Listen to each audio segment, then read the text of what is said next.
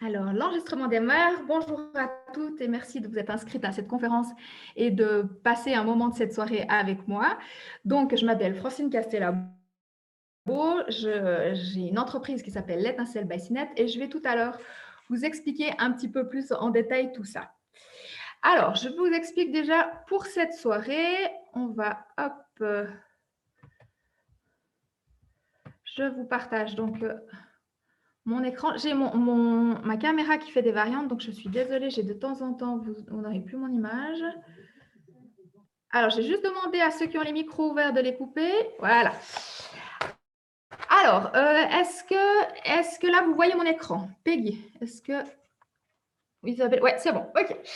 Alors, pour cette conférence, donc, je vais essayer de ne pas trop être bavarde, ça va être 45 minutes, 1 heure, je vais essayer vraiment...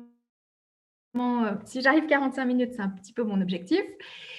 Vous pouvez prendre de quoi écrire. Je vais vous demander à un moment d'écrire. Il n'y aura pas énormément de choses, mais il y aura quand même un petit thé, un petit temps pour vous, loin des iPhones et autres. Voilà, ça c'est pour cette conférence. Alors, je vais vous parler, il y aura la présentation, le désordre dans nos vies, les 7 paliers de ma méthode Respire.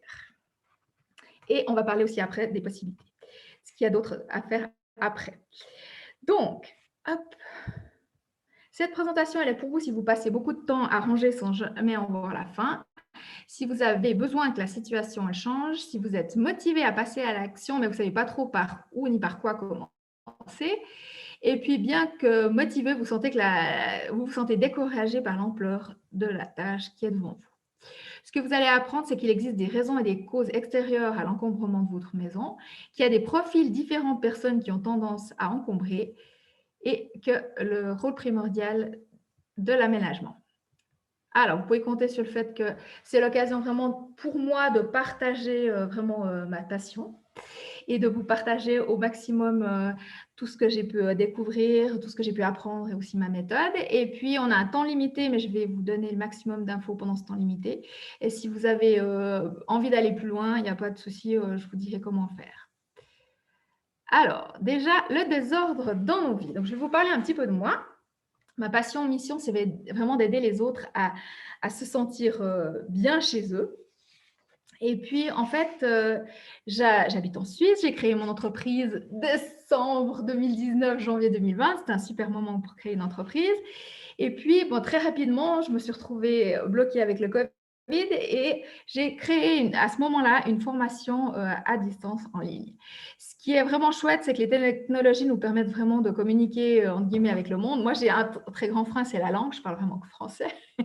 Mais du coup, je travaille avec du monde en Belgique, en France et en Suisse. Donc, c'est vraiment très chouette. Ma spécialité, en fait, c'est vraiment de permettre aux gens de passer à l'action et aussi d'avoir... Je vais juste demander de couper les micros, s'il vous plaît, je vous embête, mais je fais un enregistrement pour... s'il vous plaît, juste couper vos micros. Donc, merci beaucoup. Donc, où en étais-je? Voilà. Donc, mon idée, c'est vraiment voilà, que les gens aient plus de temps à passer pour ce qu'ils aiment réellement que de passer plein de temps à tout le temps ranger leur habitation. Alors, je vais vous parler un petit peu de ma famille. Ça commence à dater. Elle a bientôt 2 ans, cette photo. Donc, je suis mariée, j'ai 3 enfants de bientôt 19, 16 et bientôt 14. Et puis, moi, ce que j'aime bien, alors là, c'est un petit peu plus compliqué, mais ce que j'aime bien, c'est partager du temps avec eux, voyager, faire plein d'expériences avec eux. C'est vraiment des très chouettes moments. Mais en fait, on a eu ces 7 dernières années, on a encore un petit truc qui va se produire cet été, mais ces 7 dernières années, on a eu vraiment ils ont eu beaucoup de problèmes de santé, en fait. Mon mari et mes 2 fils ont eu beaucoup de soucis et ça a été aussi un moment très compliqué au niveau de l'encombrement, j'ai envie de dire. Alors moi, j'ai toujours mis vraiment beaucoup d'importance dans le bien-être de ma famille et je me suis souvent fait passer après. J'essaie de changer, c'est pas encore gagné, mais j'ai vraiment quand même bien progressé de ce point de vue-là. Mais voilà, parfois il y a eu des trucs, enfin moi j'aime bien changer, j'aime bien me former, j'aime bien aider les gens aussi à changer et avoir une vie plus épanouie. Mais c'est vrai que mon côté bordélique a été vraiment un très grand frein et j'avais vraiment beaucoup de peine à changer à cette période-là. Voilà pour ça. Je vais vous parler un petit peu de ma vie par rapport au bazar et puis après on va rentrer dans le vif du sujet. Alors, Si mon slide veut bien venir. Oups là, là.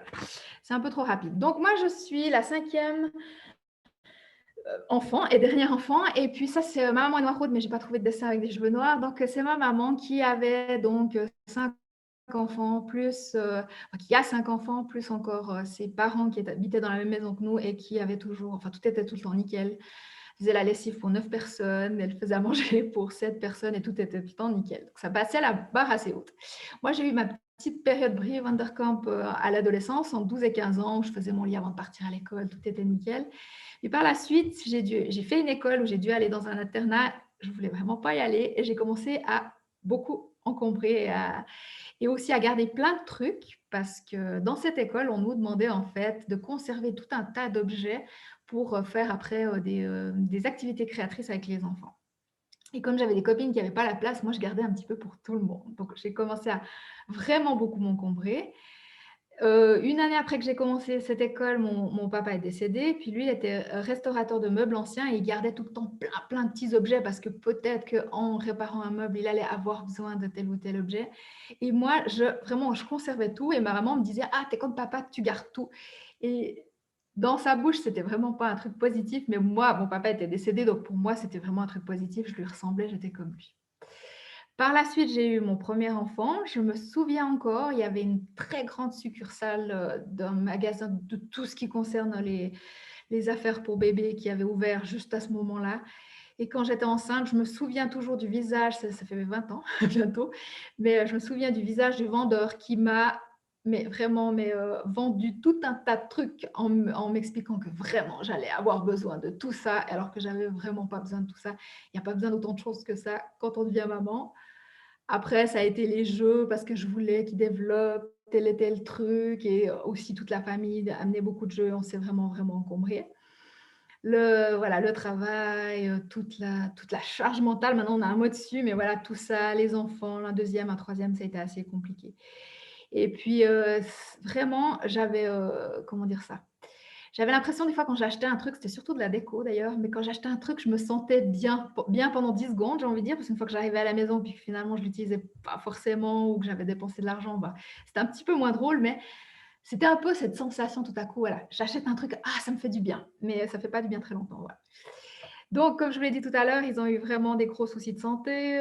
Mon mari a eu 2 fois le cancer. Mon fils, mon plus jeune, a eu un problème de hanche. Il était en chaise roulante pendant 10 mois. Il a eu des problèmes pendant 2-3 ans. Mon grand s'est fait opérer du dos, se refera opérer du dos. Voilà, c'était vraiment un peu la traversée du désert, j'ai envie de dire.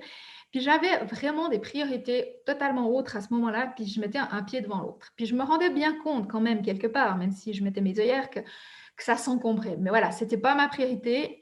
J'ai essayé de temps en temps, au milieu de ces différents épisodes, pendant ces 7 années, de désencombrer, mais ça n'a pas été très concluant. Je vous en reparlerai.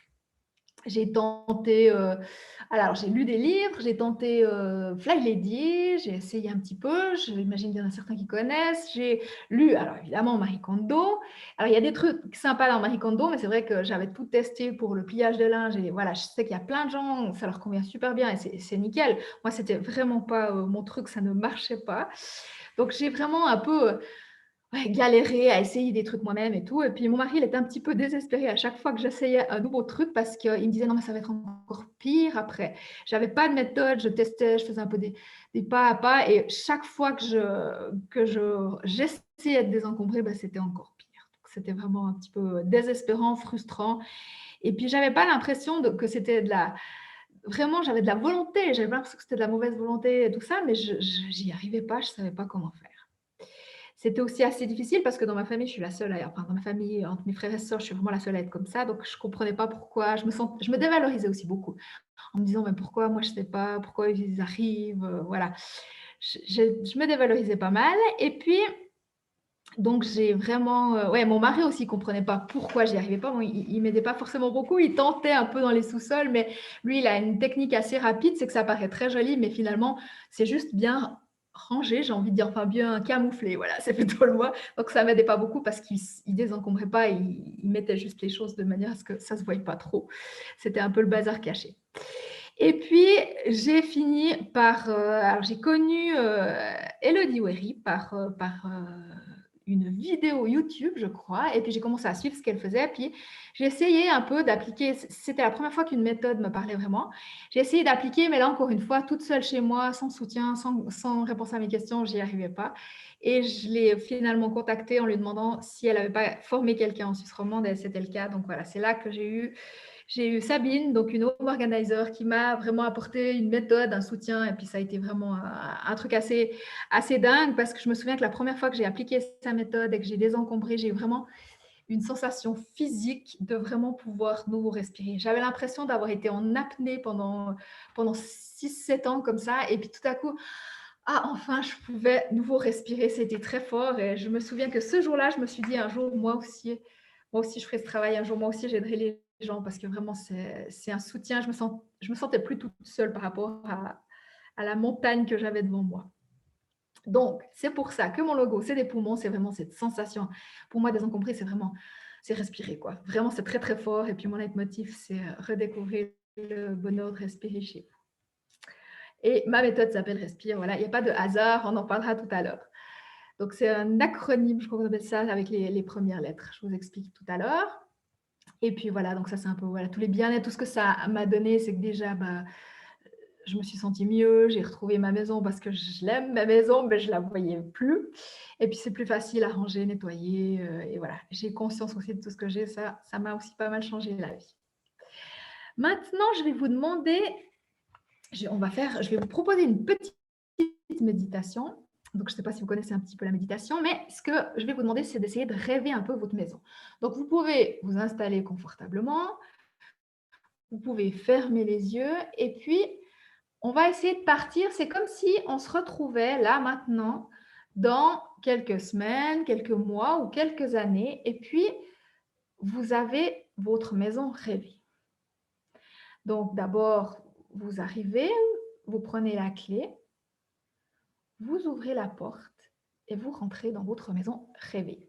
Ça peut être votre maison actuelle comme vous avez envie de la transformer, ou ça peut être totalement une autre maison. C'est vraiment, on est dans le rêve, vous pouvez vraiment laisser libre cours à votre imagination. Quand vous arrivez dans cette maison, vous vous sentez bien. C'est apaisant. C'est peut-être un petit côté zen aussi. Il y a de la lumière. Et puis, vous circulez un petit peu dans cette maison. Certainement qu'elle est assez aérée comme ça. Vous pouvez vraiment voyager dedans, vous déplacer, et c'est agréable. Les objets que vous voyez, c'est vraiment des choses qui vous plaisent, qui vous donnent du bien-être, que vous aimez. Il n'y a pas de choses qui traînent, parce que les choses qui sont là, elles sont à leur place. Toutes les choses sont rangées, chacun, il y a peut-être votre famille autour de vous, chacun sait où sont les choses. Chacun sait où aller les chercher et aussi les remettre. Vous n'êtes plus la centrale d'information de toute la famille. Vous pouvez vous y déplacer, imaginer les couleurs que vous aimez, les matières que vous aimez, vraiment essayer de visualiser c'est quoi pour vous votre maison rêvée. Comment est-ce qu'elle est?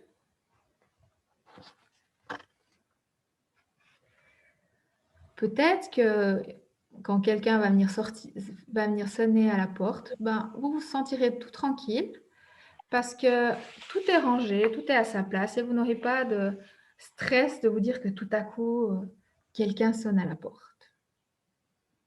Peut-être que vous avez pu créer un atelier créatif ou une zone lecture ou musique, vraiment un truc que vous aimeriez avoir maintenant. Voilà. Là, vous l'avez créé, il est déjà installé. Vous n'avez pas peur que les enfants ouvrent un buffet quand il y a du monde ici, parce que de toute façon, les buffets sont rangés. Il n'y a rien qui va s'écrouler quand on ouvre un buffet. Vous êtes l'esprit tranquille. C'est une nouvelle vie. Vous êtes apaisé. Vous passez moins de temps à ranger. Cette maison est vraiment à votre image et à votre goût. Maintenant, je vais vous proposer de regarder encore ce qu'il y a autour de vous et puis de revenir et de sortir de cette maison, de refermer la porte à clé et de revenir ici ce soir à cette conférence. Est-ce que vous avez réussi un peu à visualiser? C'est difficile? Moyen. D'accord. Alors, n'hésitez pas si jamais à... Ouais, là, je vous ai proposé sous forme de méditation, mais n'hésitez pas vraiment à vous dire, voilà, c'est quoi que vous aimez. Vous pouvez aussi, moi j'aime bien aussi, je conseille à mes clients de faire un mood board, aller un peu sur Pinterest, c'est quoi les matières que vous aimez, c'est quoi les couleurs que vous aimez. C'est un peu pour vous imaginer l'ambiance vers laquelle vous tendez, ce que vous avez vraiment envie de voir.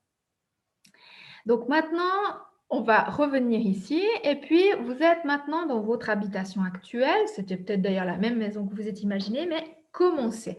C'est important en fait de revenir à la réalité pour savoir, on peut voilà, visualiser, rêver cette maison, vers quoi on tend. Puis maintenant, se dire voilà, où est-ce que j'en suis maintenant? Comment est-ce que c'est maintenant? Vous pouvez écrire sur le chat. Comment est-ce que vous vous sentez dans cette habitation? Qu'est-ce qui vous dérange?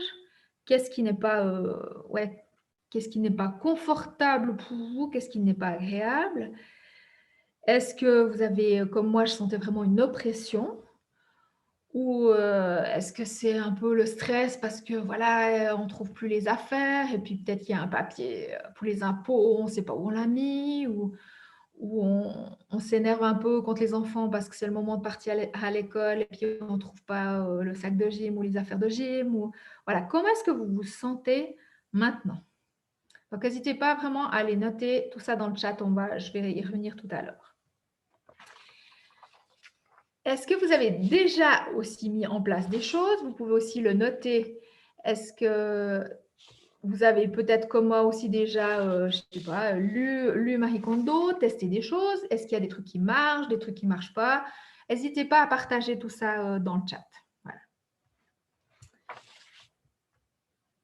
En fait, ce que je peux dire des bienfaits de ma méthode, c'est quand même vraiment ce sentiment de légèreté. Moi, c'est un truc hyper important pour moi, se sentir bien. Et puis aussi d'être fier d'accomplir, d'arrêter de se dévaloriser, puis d'être fier vraiment d'accomplir des tâches et puis de retrouver ses affaires, d'avoir réussi à faire ça, puis d'avoir plus de temps, pas passer toutes vos soirées à ranger. C'est vraiment l'idée après d'avoir, quand on a moins d'objets, ça va plus vite. On sait où sont les choses parce qu'on a aménagé. Et puis, c'est à ce moment-là qu'on peut passer plus de temps à d'autres choses. Donc, maintenant, je vais vous demander, c'est pour ça que je vous ai demandé une petite feuille, d'écrire. Voilà, si là, vous décidez, vous dites, je veux désencombrer, c'est quoi la motivation? Pourquoi vous voulez désencombrer? Et quels sont les bienfaits que vous en attendez? C'est une feuille qui serait importante pour vous de la garder parce que le désencombrement, c'est vraiment un assez long cheminement. Marie Kondo a appelé son livre La magie du rangement. Alors, l'effet de ranger et de désencombrer est magique. Par contre, le faire, ce n'est pas de la magie. Ce n'est pas un peu une baguette magique, c'est vraiment du travail. Et c'est quand même un travail de longue haleine. Et plus on a mis de temps à encombrer et plus on va mettre de temps à désencombrer. Donc, c'est important d'avoir au moins des motivations. Et voilà, pourquoi est-ce que vous voulez? Est-ce que vous voulez avoir une pièce finalement dédiée à, je ne sais pas moi, est-ce que vous voulez créer un bureau avec le télétravail? C'est pas ce qu'on fait habituellement dans mes méthodes. Mais voilà, avec la situation, peut-être que vous avez besoin d'une zone ou vous voulez faire des loisirs créatifs ou toute autre chose, ou vous vous dites peut-être, bah voilà, c'est trop petit chez moi, il faut que je loue ou que j'achète plus grand. Puis finalement, bah, peut-être qu'en désencombrant, on peut se retrouver à avoir assez de place et en aménagement un petit peu différemment. Donc, je vous laisse écrire ça. Et c'est, important de conserver ça. Ça peut être vos motivations, ça peut être des motivations de temps. Vous dire, voilà, ben moi, j'ai envie de passer beaucoup moins de temps à ranger, beaucoup moins de temps quand je fais le ménage parce que ce sera déjà rangé.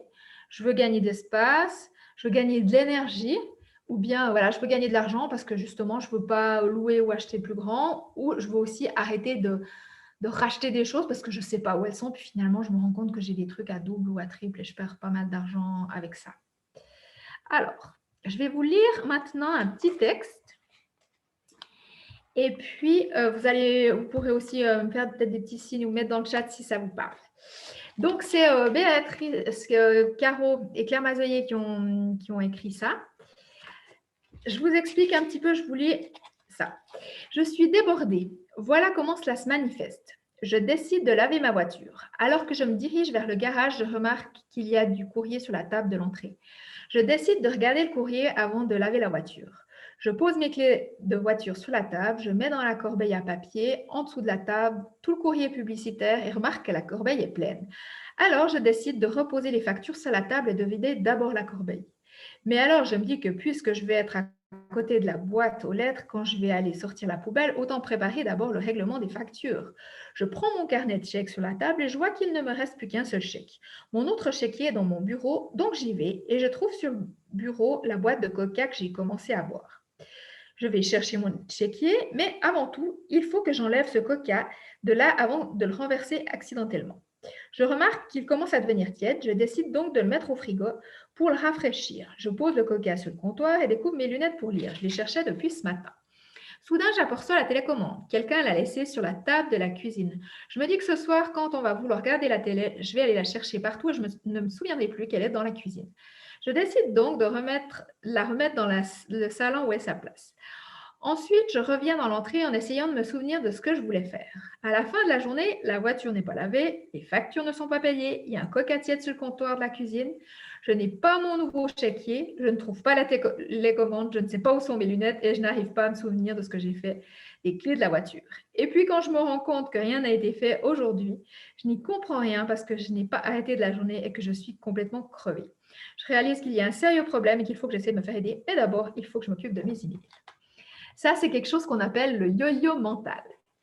Alors, si vous avez tendance au yo-yo mental, si vous n'allez pas au bout en fait d'une tâche et que vous vous dites ah mais je vais moi j'étais vraiment très typique de ça en me disant ah, mais je vais gagner du temps, mais au final il n'y a aucune tâche qui est terminée.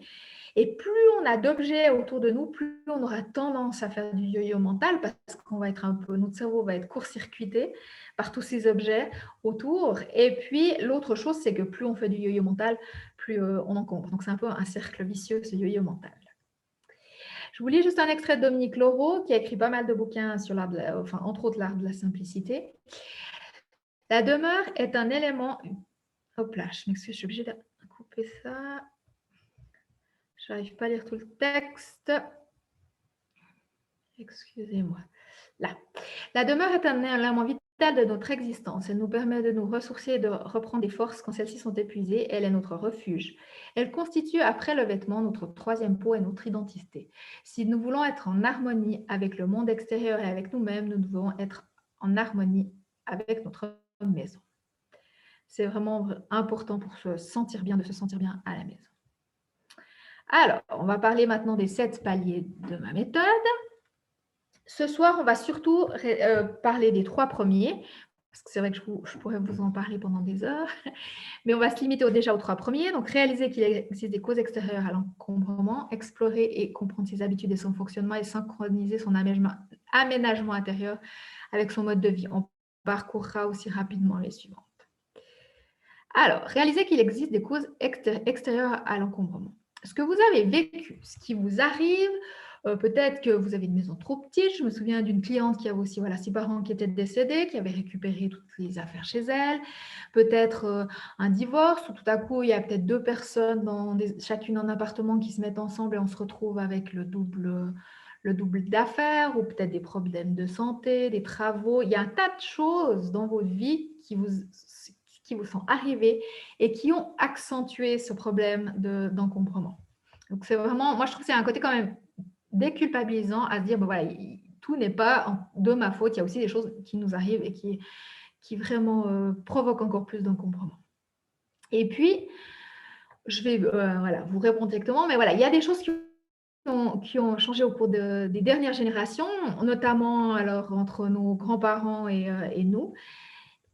Et ces choses, ça va être les modes de consommation. Alors moi, là, je vais parler de ma maman qui a 84 ans, qui s'est mariée en 1958 et qui a toujours la même chambre à coucher. Et en plus, elle est nickel, elle n'est pas abîmée du tout. Voilà, c'était vraiment des choses plus robustes, avec un très grand soin qu'on apportait. Et puis voilà, il consommait beaucoup moins. Il y avait aussi, bah, voilà, au niveau du alors c'est très bien que nous travaillons maintenant, que tout le monde travaille, mais c'est vrai qu'à l'époque, de nos grands-parents, bah, souvent, c'était la femme qui était à la maison et qui passait vraiment c'était son travail de s'occuper de cette maison en plus des enfants. On a plus de loisirs, ce qui fait qu'on est aussi moins souvent là. Voilà, encore une fois, période Covid, c'est un peu différent, mais on a plus de loisirs et on a aussi plus d'objets pour ces loisirs. Les familles changent, il y a internet aussi, en un clic, on peut avoir un objet qui est à l'autre bout de la terre. Donc tout ça fait ces changements sociétaux font qu'on aura plus tendance à encombrer. Donc on n'a jamais eu autant besoin de se ressourcer chez soi, mais jamais aussi peu l'occasion de le faire à cause de tout ça. Donc on va surencombrer, on a du surplus, de la suractivité, surmenage, surcharge. On se retrouve aussi à faire des milliers de métiers. Alors, je vois notamment, bah, typiquement, si vous avez des enfants avec le confinement, vous avez certainement, alors déjà qu'on est, on est enfin, je sais pas, prof d'école déjà d'habitude, mais là, avec le confinement, c'est encore pire. Cuisinier, on va être infirmier, on va vraiment devoir faire tout un tas de travaux, la gestion des stocks, on va devoir faire tout l'administratif, la comptabilité, voilà, le ménage, le repassage, les travaux, les courses, tout ça. Donc, c'est énormément finalement, de travail qu'on fait et en fait, on n'a pas du tout, eu d'école, d'apprentissage, d'études pour faire ça. C'est voilà, on fait ça sur le tas. Puis en fait, c'est vraiment multifonction et on ne peut pas tout faire. On ne peut pas tout faire, on ne peut pas tout bien faire, donc il faut déjà essayer de déculpabiliser. Et puis aussi, le grand truc de déléguer au sein de la famille, entre les différentes personnes, en fonction des affinités et tout ça, et puis aussi déléguer, si on ne s'en sort vraiment pas, déléguer à l'extérieur. Malgré le fait que finalement, on fait de plus en plus de choses, qu'on travaille beaucoup, qu'on a beaucoup de trucs, qu'on a toutes ces fonctions dont on vient de parler, il y a vraiment une gêne, enfin, il y a différents tabous par rapport au fait de demander de l'aide pour ranger. C'est vraiment un truc, autant, je dirais, le personnel de ménage est assez entré dans les mœurs, je pense, à l'heure actuelle, autant ranger, c'est vraiment une grande gêne, une culpabilité, se dire, mais pourquoi moi, j'y arrive pas, tout le monde y arrive, mais rassurez-vous, il y a des milliers de personnes qui n'y arrivent pas. Ben moi, en faisant ce métier maintenant, je me rends compte qu'il y a vraiment plein de gens. Moi, à l'époque, j'avais l'impression d'être la seule qui n'était pas capable. Et puis voilà, je me rends compte que non, il y a vraiment plein de gens qui ont des difficultés avec l'encombrement. Il y a tout ce côté financier, se dire, mais non, mais je vais payer pour qu'on m'aide à ranger ou pour qu'on m'explique comment ranger. Et puis, il y a tout le côté intimité, voilà, qu'on n'a pas envie que les gens voient comme c'est chez nous. Et un des moyens, en fait, pour enlever ces tabous et se rendre compte qu'on n'est pas tout seul à vivre ça, c'est justement les conférences, notamment. Voilà, je vous lis un petit extrait d'Élodie Joie-Jaubert. Faire un grand nettoyage par le vide, c'est avant tout faire le ménage en soi. Le désencombrement procure un sentiment nouveau de liberté. Libérer de l'espace, c'est libérer de l'espace en soi et autour de soi. Les idées sont plus claires, la vie devient plus simple, plus riche, c'est aussi laisser de la place pour d'autres expériences de vie et de nouveaux plaisirs. Alors, on va parler maintenant du palier 2, c'est explorer et comprendre ses habitudes et son fonctionnement. On n'est vraiment pas tous égaux par rapport à la problématique du rangement. Ça m'a aussi pas mal déculpabilisée parce que voilà, je me disais vraiment pourquoi les frères et sœurs ne sont pas comme moi. Donc, il faut quand même apprendre à se connaître. Moi, je donne toujours l'exemple de fille qui a 16 ans euh, qui range. J'ai ma connexion. Donc, ma fille qui a 16 ans, quand j'ai voilà, fait ma formation de home organizing et tout ça, je lui parlais d'un truc et de certaines astuces de façon de faire. Puis elle me disait, ah, c'est marrant, je fais déjà comme ça. Pour elle, c'est un truc inné, ça va vite. Elle a pas besoin d'y réfléchir. Et puis, c'est clairement pas moi ni mon mari qui lui avons appris ça. Donc, on n'est pas égaux. À la base, il y a des gens qui le font spontanément. Il faut identifier un peu sa manière de fonctionner, trouver des solutions. Et puis là, on va parler des 13 profils. Donc, c'est toujours Claire Mazoyer et Béatrice Caro qui nous parlent des 13 profils des personnes qui ont le plus tendance à encombrer, à savoir qu'en général, on cumule plusieurs profils. Alors, vous pourrez réfléchir aussi quels sont vos profils. Donc, on va avoir le collectionneur qui, lui, aime vraiment vivre dans l'abondance. Il achète en grande quantité. Il a vraiment besoin de conserver, d'avoir plein d'objets. C'est vraiment très sécurisant pour lui. Le solitaire, lui, il va vraiment plutôt se créer un mur, en fait, une barrière matérielle pour éviter ah non, je ne peux pas vous faire rentrer chez moi, je ne peux pas vous inviter chez moi. Voilà, il a besoin de se couper des autres et c'est son fonctionnement à lui. L'angoissé, ça va être vraiment celui qui garde au cas où. Il a peur de donner un objet ou voilà, de vendre un objet parce que non, mais peut-être qu'une fois j'en aurais besoin, alors que peut-être c'est un truc qu'il a employé une fois et ça fait des années qu'il n'y a pas retouché. Il a peur de manquer. Il a aussi très, très peur par rapport au papier. Si tout à coup, il avait plus papier et qu'il le lui fallait, alors qu'en fait, s'il a vraiment beaucoup, beaucoup accumulé le papier, il va quand même pas savoir aller le retrouver quand il en aura besoin. Le sentimental, lui, fait vraiment pas la différence entre l'objet et la personne. Il y a quelqu'un qui lui a offert, quelqu'un qui l'aime beaucoup, qui l'apprécie et qui lui a offert un objet, puis il va être, voilà, il aime peut-être pas du tout cet objet, peut-être qu'il le trouve vraiment pas beau, que vraiment il aime pas ça, mais il va pas arriver à, entre guillemets, donner cet objet parce qu'il va se dire non, mais c'est quelqu'un que j'apprécie, je peux pas lui faire ça, alors qu'en fait, c'est la relation qui est l'important, c'est pas l'objet. Et puis, il y a vraiment tout le côté aussi, voilà, des parents qui sont souvent aussi très sentimentaux par rapport aux objets qu'on a des enfants, par rapport au petit bricolage, par rapport aux premières chaussures, aux premiers trucs et tout ça. Donc, le sentimental, alors, tout le monde, je pense, a un petit côté, une petite partie au moins sentimentale, mais il y a des gens qui ont vraiment beaucoup plus ce côté sentimental et qui auront du coup beaucoup plus de peine à se débarrasser, à se détacher des objets. Le récréatif, lui, il y a plein de trucs qu'il trouve sympa et du coup, il faut que ça bouge. Il n'aime pas quand c'est ennuyeux et du coup, bah, il va chercher plein de trucs, faire différentes activités et tout. Et puis, il va aussi accumuler beaucoup d'objets par rapport à ça. L'hésitant, bah, il a aussi quand même pas mal de centres d'intérêt, mais voilà, il commence un peu tout. Il s'intéresse à un truc, puis il arrête, puis un autre truc, puis il arrête. Et puis, il va aussi avoir beaucoup de matériel avec toutes ces nouvelles activités et beaucoup cumulé. Le créatif, lui, il a l'impression, enfin, c'est peut-être souvent le cas aussi, mais il a vraiment l'impression qu'il faut qu'il y ait un certain désordre, un certain bazar pour qu'il puisse créer. Et puis, voilà, il a besoin d'avoir plein de choses auprès de lui. Le sous pression, alors là, le sous-pression, il a vraiment besoin d'avoir une deadline. C'est le style, j'invite des gens et puis comme ça, je suis sûre que je vais tout ranger d'ici là. Puis en fait, c'est la panique parce qu'il s'y prend trop tard. Et puis les invités vont arriver. Et puis il va se mettre peut-être à mettre plein de choses dans des mannes, dans des corbeilles. Et puis vite cacher le bazar. Et il va se retrouver avec encore plus de bazar du coup par la suite. Donc c'est un peu le roi de la dernière minute. Le perfectionniste. Alors, il y a des perfectionnistes qui sont totalement ordrés où tout est nickel, mais il y a vraiment des perfectionnistes qui ont de la peine avec l'encombrement, qui encombrent beaucoup pour principalement deux raisons. Une des raisons, déjà, c'est que s'ils n'ont pas trouvé le rangement parfait comme ils seuls sont imaginés dans la tête, bah, ils vont pas en mettre. Soit on fait les choses à fond, nickel, comme on a prévu, soit on ne les fait pas. Donc voilà, ça va être un problème.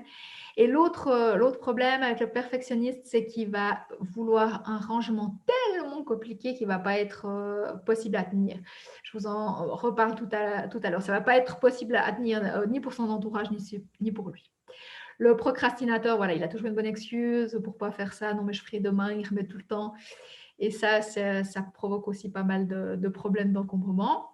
Le maisonphobe, lui, il n'arrive pas à s'investir dans sa maison parce qu'il a un peu pris en grippe sa maison, il ne l'aime pas.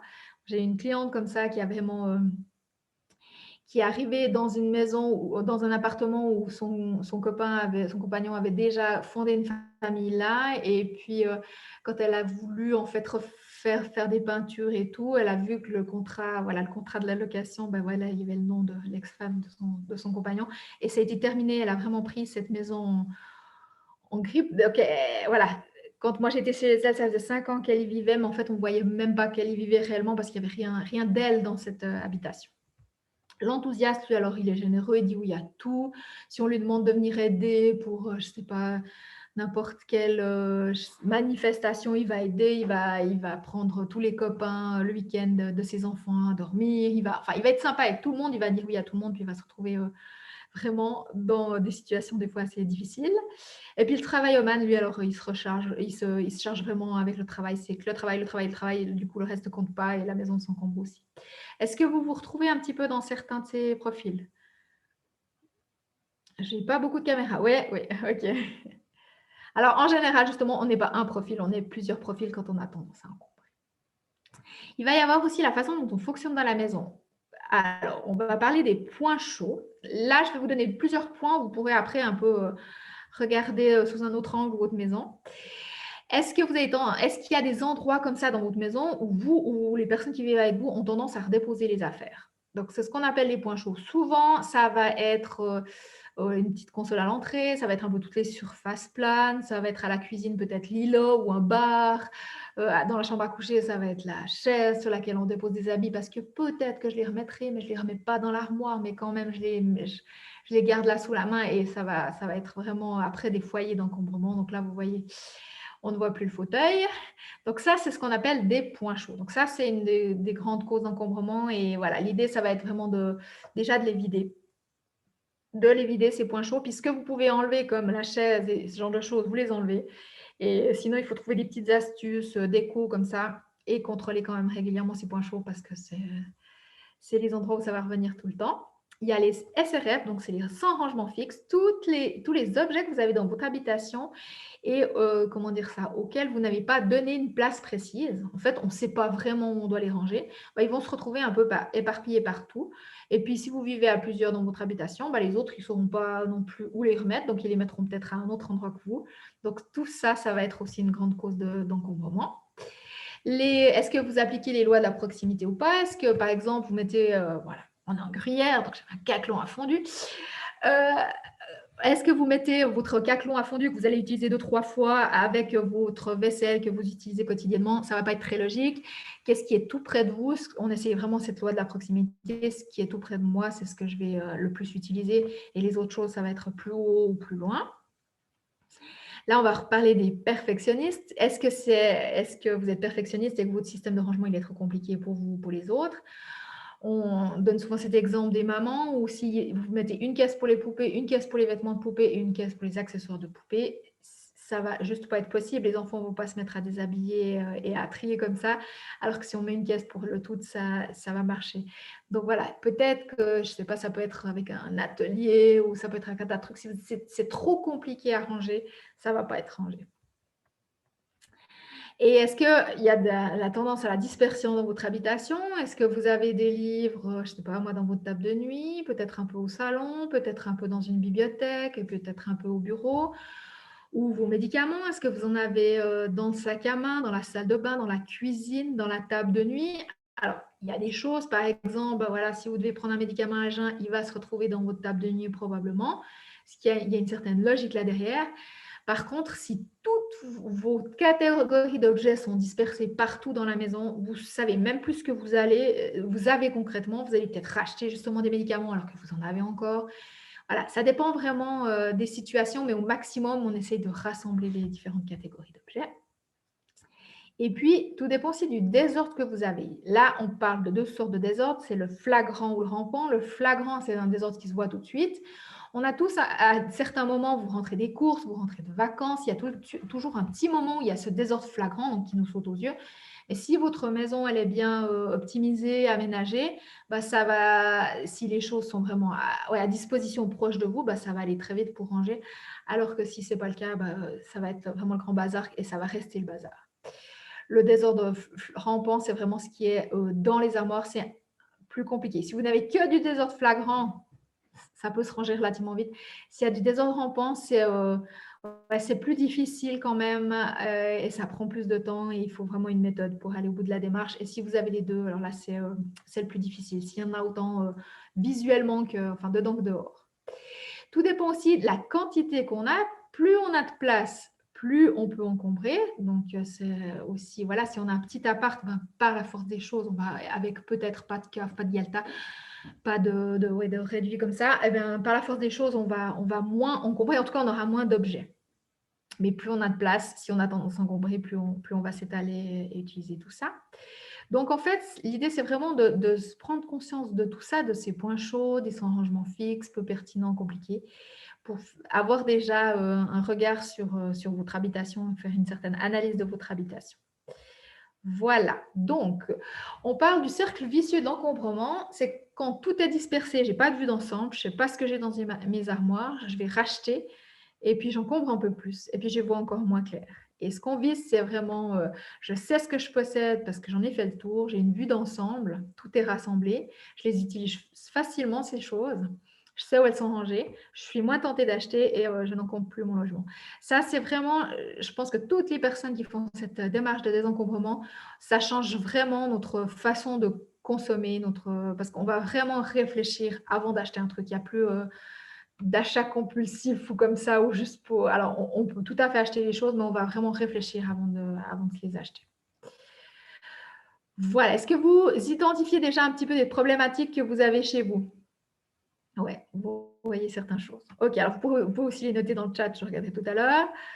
Alors, on va parler du point 3, c'est synchroniser son aménagement intérieur avec son mode de vie.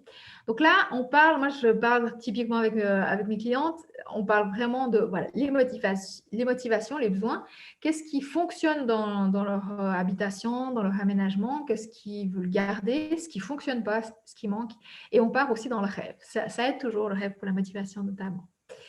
Donc, on analyse vraiment mais sur plan carrément en se disant, voilà, le linge, quelles sont les pièces qui sont touchées par le linge? S'il y a un endroit où vous allez récolter votre linge, que vous le lavez ailleurs, que vous le séchez ailleurs, que vous le pliez dans un endroit, puis que peut-être vous repassez encore ailleurs pour au final venir le ranger, plus vous allez être dispersé, plus toutes ces différentes actions ou tous ces différents lieux vont être touchés et plus vous aurez de problématiques par rapport à la gestion du linge.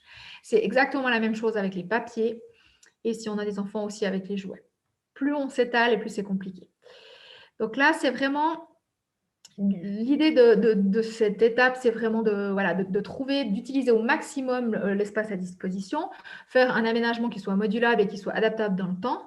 On essaye vraiment de canaliser, d'optimiser et on part vraiment de ce que les gens, du fonctionnement des gens et c'est en fonction de ce fonctionnement qu'on va justement voir l'aménagement pour que, en fait, ce soit facile de ranger, que les choses soient à disposition tout près. Je vais vous donner peut-être un exemple d'une de mes clientes qui avait une table de cuisine et à côté un grand meuble. Et dans ce meuble, elle avait toute une série de théières, de déco, de choses comme ça. Et puis sur cette table de la cuisine, elle avait ses filles qui faisaient leurs loisirs créatifs, elle avait ses filles qui faisaient leurs devoirs et elle faisait tout son bureau, entre guillemets, là-dessus, sur cette table. Ce qui fait que cette table de la cuisine, elle était très grande et elle se retrouvait chaque fois avec plein de papiers, plein d'objets, des affaires des filles et tout ça. Et en vidant le meuble qui était à côté et en mettant les choses tout près, elle a pu vraiment avoir plus de problèmes avec ce côté-là. Donc, c'est vraiment toute une analyse de voir le fonctionnement, comment est-ce qu'on vit dans cette maison, où est-ce qu'on met les choses et comment est-ce qu'on peut faire en aménagement mieux les choses pour que ça se range plus facilement pour tout le monde. Alors, je vous donne juste des inspirations des coins bureaux. Peut-être que vous avez un bureau. Alors, souvent, les bureaux ou les chambres de jeu sont vraiment comment dire ça? Des pièces, ça devient assez régulièrement des pièces de stockage. Alors, peut-être pas en temps de Covid, parce qu'en temps de Covid, en tout cas, les bureaux sont peut-être beaucoup utilisés, mais souvent, on va peut-être avoir un bureau, peut-être qu'il est à l'étage ou peut-être qu'il est plus loin, et puis en fait, on a la pièce de vie, puis on a plus tendance à faire son bureau, en tout cas traiter ses papiers et tout ça à l'entrée. Donc, on va avoir peut-être sur le comptoir de la cuisine tout à coup une pile de papier qui s'accumule. Donc, c'est un petit peu des inspirations que finalement, est-ce qu'il faut vraiment avoir un bureau ou est-ce qu'il ne faut pas avoir un peu une zone bureau? Voilà. Pareil pour les jeux. Est-ce que la chambre de jeu est vraiment nécessaire? Est-ce que quand ils sont petits, c'est bien d'avoir les jeux dans leur chambre? Alors qu'en fait, quand ils sont petits, les enfants aiment être à côté de nous, souvent. Donc, c'est aussi des inspirations un petit peu en se disant si on a les choses tout près, ça va être plus simple. L'idée, c'est toujours aussi un peu de canaliser les choses. Alors, ouais, moi, j'ai dû faire un petit travail quand même sur moi, mais c'est vrai que voilà, il y a pas mal de plastique dans ce que je vous présente là, mais c'est vrai que les boîtes transparentes, ça a un côté hyper pratique, c'est qu'on voit tout de suite ce qu'il y a dedans. Donc voilà, ça, c'est typiquement le cellier, une cuisine aussi qui a été, l'aménagement a été fait de cette façon. Puis ça, vous avez les avant et après d'une de mes clientes qui avait modifié, voilà, elle avait su un petit peu les propositions que je lui avais faites. Elle a notamment modifié, elle avait pas mal de linge aussi qui était dans son salon et on a voilà, changé tout le circuit du linge, vu comment aménager les choses et surtout comment optimiser pour que ce soit beaucoup plus facile pour elle de traiter son linge. Elle avait aussi son bureau parce qu'elle est indépendante, elle avait son bureau qu'elle fait aussi dans la pièce de vie pour être tout près de ses enfants et ça a été aussi optimisé. Donc voilà, je lui ai fait des propositions et après elle a pris ce qui lui plaisait dans ses propositions. Ça, c'est sa buanderie. Voilà. Donc, le palier 4, c'est vraiment la préparation d'un plan d'action. On va vraiment se séparer de tout ce qui est cassé en double, inutile et qu'on n'aime pas en premier. On ne garde que ce qu'on aime ou ce qui est vraiment utilisé, qui est pratique. Et on va vraiment commencer par des endroits, quand on désencombre, on commence par des petits endroits au début, on fait vraiment les choses. Si vous adorez les livres, commencez pas par les livres. Si vous adorez cuisiner, inviter, et puis que vous avez beaucoup de vaisselle pour ça, bah, commencez pas par la cuisine. Ou si vous adorez les vêtements, commencez pas par le dressing. Essayez vraiment de commencer par des choses pour lesquelles vous avez moins d'émotions là-dedans et qui sont moins, comment dire, enfin, ça va être plus facile de trier ces choses-là en premier. Notamment aussi tout ce qui est souvenirs, photos, choses comme ça, c'est quelque chose qu'on fait aussi en dernier, quoi. On fait voilà, par étapes, au moment qui nous convient le mieux. On manipule qu'une fois les choses et puis il faut ranger au fur et à mesure. Donc, le désencombrement, hop, les objets qui sont dans nos armoires dorment, il faut les réveiller, les ranimer, les observer à la lumière du jour pour voir s'ils nous rendent heureux ou pas. Donc, ça, c'est Marie Kondo. Donc, il y a différents systèmes pour trier. Ça va être peut-être pour prendre des décisions, ça va être des questions, ça va être peut-être la méthode de Marie Kondo où on va voilà, se dire, si on n'arrive pas avec les questions, qu'est-ce que ça m'inspire? Est-ce que quand je vois cet objet, ça me plaît? Ou est-ce que ça ne me fait rien du tout? Ou est-ce qu'au contraire, je n'aime pas? Et il y a aussi un système de critères pour essayer de choisir. Mais ce qui est vraiment important, c'est d'aller au bout de la démarche. Et moi, c'était ma grande erreur quand je désencombrais, c'est que voilà, j'allais préparer dans un carton ce qui était à donner, et puis ça restait là. Et après, il y avait encore un autre objet, puis encore un autre objet qui revenait par-dessus. Et puis voilà, il faut vraiment essayer d'aller au bout de la démarche. Et on met plus d'énergie sur les objets qu'on conserve. Et il y a aussi tout un système de rituels à adopter. Alors, c'est peut-être la chose la plus difficile, c'est de vraiment changer ses habitudes et de prendre de petites habitudes petit à petit. Là, il est dans l'étape 6, mais c'est vrai qu'avec mes clientes, je commence dès la première fois parce que c'est vraiment le truc le plus difficile. Il faut vraiment faire des répétitions en fait, des choses pour arriver à changer des petites habitudes sur le plus long terme. Et c'est des petits rituels qui vont permettre justement de garder la maison à flot, de garder la maison rangée pour éviter un effet rebond et puis avoir tout désencombré pour que ça se réencombre, c'est vraiment pas le but. Donc, on va aussi limiter les objets qui rentrent pour éviter ça. Ça, vous connaissez peut-être Bea Johnson, donc zéro déchet, qui dit qu'il faut refuser, réduire, réutiliser, recycler, composter. C'est aussi des choses valables. Essayer de faire au minimum rentrer des objets dans notre habitation. On va aussi utiliser tous des systèmes d'organisation, de gestion du temps. On va essayer de trouver ce qui nous convient le mieux. Et puis voilà, c'est une petite citation toujours de Béatrice Caro et Claire Mazoyer. Je suis fan de pas mal de choses qu'elles font, pas tout, mais j'aime vraiment beaucoup.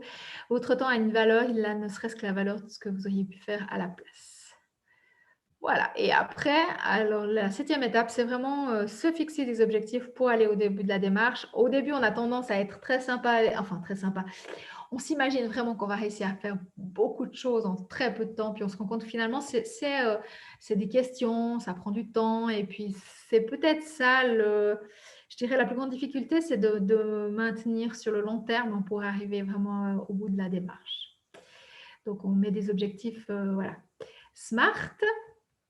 Et puis, je vais vous parler rapidement de la suite. Donc, pour poursuivre l'aventure, donc moi, je fais une formation à distance, cette étape pour venir enfin à bout du bazar dans la maison. J'ai changé le mot palier, ça perturbait les gens.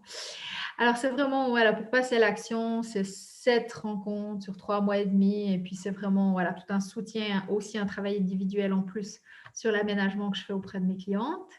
Je ne vais pas vous en dire beaucoup plus. Vous avez la possibilité, si ça vous intéresse et si vous voulez savoir plus de choses sur cette formation, de prendre un rendez-vous individuel gratuit. Vous pouvez aussi, même si vous n'êtes pas intéressé par la formation, mais que vous avez des questions et tout, franchement, n'hésitez pas. Ces rendez-vous sont faits pour ça.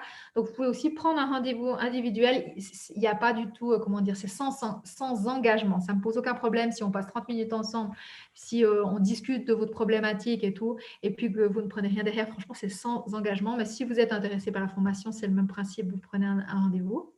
Donc, pour s'inscrire, je vais vous envoyer un mail. J'ai des problèmes de mail. Dès que je mets un lien, ils vont dans le courrier indésirable ou même des fois même sans lien. Donc, contrôlez votre boîte mail. Je vais de toute façon vous envoyer ça entre ce soir et demain. Donc, n'hésitez pas à contrôler votre boîte mail dans le courrier indésirable. Et puis, sinon, vous avez aussi la possibilité d'aller sur mon site. Donc, c'est l'étincelle-by-cnet.com. Et il y a un onglet ici pour la prise de rendez-vous gratuit. Il y a des dates et des horaires. Et puis, si ça vous convient pas, vous pouvez m'envoyer un mail. Je vais y arriver pour trouver un autre moment. Donc, ma prochaine, j'ai plus ou moins une formation qui démarre par mois et la prochaine, c'est sur les mardis, ce sera le 16 mars, si je ne dis pas de bêtises. Voilà. Donc, voilà mon site, voilà mon mail. Je suis sur les réseaux sociaux. Alors, je faisais plus de choses sur... voilà, je ne faisais pas beaucoup de choses sur les réseaux sociaux, je faisais un peu sur Facebook. Puis là, je suis à fond depuis 2-3 semaines sur Instagram parce que je fais un défi, parce que je n'y connais rien en Instagram. Du coup, si vous avez Instagram, vous pouvez aller vous abonner et voir. Je donne régulièrement des astuces. J'ai commencé aussi à faire des lives. On a eu un live notamment d'une de mes collègues home organizer qui a vraiment une spécialisation dans le zéro déchet. Donc, n'hésitez pas si jamais aussi à aller vous abonner, à voir. J'ai fait un live hier soir avec une cliente. Enfin, il y a plein de choses qui vont venir sur de l'upcycling aussi, comment réutiliser des objets, donner une seconde vie aux objets. Il y aura vraiment plein de trucs. Alors, n'hésitez pas à aller à vous abonner à tout ça. Et ce que je vais faire, c'est que je vais quitter le partage. Hop, je vais arrêter le partage et je vais aller voir le chat. Voilà. Alors, je vais voir ce que je vois sur ce chat. Hop, hop, hop. Alors. Ouais. Alors, ça, c'était tout au début. Ouais. Alors, j'ai le replay. Donc, je vais vous envoyer... je vais vous envoyer si jamais le replay. Donc, si vous êtes intéressé, vous pouvez me le dire. Je ne vais pas forcément l'envoyer à tout le monde. Enfin, vous me redites si vous êtes intéressé. Là, on me dit qu'on n'entendait pas. Est-ce que vous avez eu des problèmes de son? Moi, je sais que j'ai eu un petit problème de connexion tout à coup. Pourtant, j'ai un câble, mais ça m'a mis que la connexion était instable. Ouais, la paperasse. La paperasse, c'est vraiment un truc. Moi, je passe vraiment, voilà, avec mes clientes aussi, une soirée où on parle des papiers. C'est un grand truc à mettre en place. Et il y a vraiment des techniques pour se faciliter la vie parce que c'est vraiment... c'est aussi un truc oppressant, je trouve, la paperasse. Ça peut être vraiment oppressant. Désencombrer pour faire de la place. Ne plus perdre de temps à chercher les choses. Ouais, ça, alors vraiment, c'est top. Gagner de l'énergie, pas avoir les doublons. Ouais. Moi, je me suis vraiment rendu compte en désencombrant que je me suis retrouvée vraiment avec des choses à double parce que je ne me souvenais pas où elles étaient. Et puis tout à coup, ben voilà. Elles étaient... Enfin, j'en ai racheté, quoi. La table à manger sert de bureau. Ouais, c'est souvent